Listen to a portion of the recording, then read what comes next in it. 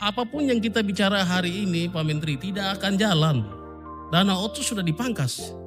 Tidak bisa. Kita ini hidup dengan perang, Pak. Aceh itu minta merdeka karena ekonomi saja, Pak.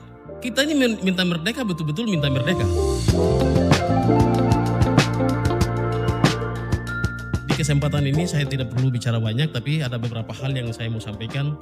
Pertama itu kita tanah Papua itu tahun 1972 baru ada gubernur pertama. Jadi dari Aceh sampai Maluku itu sudah ada jadi gubernur definitif selama 50 tahun. Setelah itu baru kita. Jadi hari ini kita ada di sini itu memang benar. Karena kita perlu percepatan dari seluruh sisi. Hanya disayangkan hari ini Aceh itu dapat khusus dari pemerintah pusat yang dimana dana otsusnya ditambah 10 triliun. Selain kita di tanah Papua itu malah dikurangi. Jadi undang-undang itu dilemahkan dan peraturan pemerintahnya yang diangkat, Pak. Jadi saya berharap di forum ini Pak Dirjen dan juga Pak Mendagri ada di sini, bagaimana supaya Impres nomor 1 tahun 2025 itu kita review. Apapun yang kita bicara hari ini, Pak Menteri, tidak akan jalan. Dana otsus sudah dipangkas.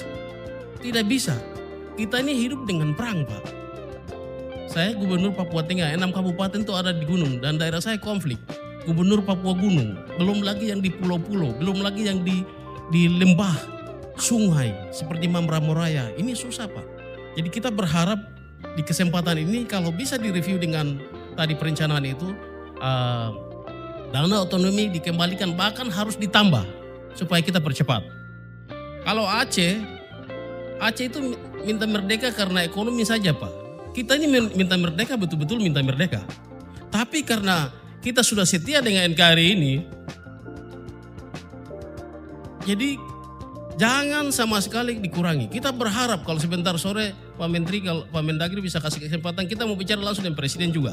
Bahwa ini tidak boleh supaya percepatan Papua itu bisa kita laksanakan yang baik. Yang kedua masalah SDM. Menurut riset dari UNIPA, Universitas Papua, terus itu data dari Dikti, bahwa kita butuh hari ini 9,4 triliun selama 10 tahun untuk pembebasan buta huruf dan sekolah-sekolah di Papua bisa jalan dengan baik.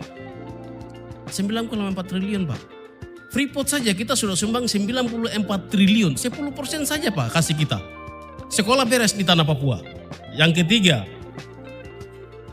kami berharap supaya ini provinsi baru ini kita tidak punya rumah sakit rujukan, Pak. Beberapa minggu lalu kita dikagetkan dengan salah satu ibu dari provinsi Papua yang hanya karena tidak ada pelayanan rumah sakit itu meninggal di tengah jalan. Kita tidak mau lagi, Pak. Negara kita ini besar, negara kita ini kaya raya. Masa kita harus bicara tentang orang meninggal hari ini? Jadi kita berharap ada rumah sakit rujukan di setiap provinsi di tanah Papua. Itu baru kita akan lihat bagaimana kesehatan tuh pendidikan beres, kesehatan beres. Jadi saya berharap seperti itu. Kita banyak masalah di daerah, tapi kita perlu perkuat kewenangan gubernur untuk bagaimana mengontrol kabupaten-kabupaten ini.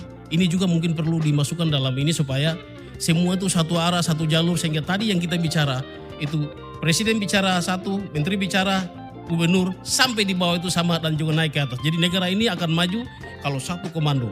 Saya pikir itu saja. Terima kasih banyak. Tuhan memberkati kita semua. Kita berdoa Bapak Menteri dan Bapak Presiden bisa kasih umur panjang dan Papua juga tetap maju ke depan. Terima kasih.